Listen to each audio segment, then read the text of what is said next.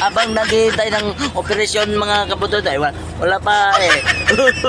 ma, mag, mag, Maghintay-hintay mo na si Butodoy dito sa location kasi wala pa RTG eh. Ang oy. Na agtay.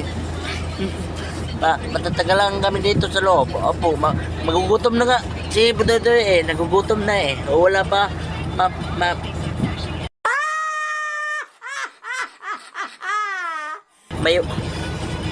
may ulam si Butodoy, may ulam.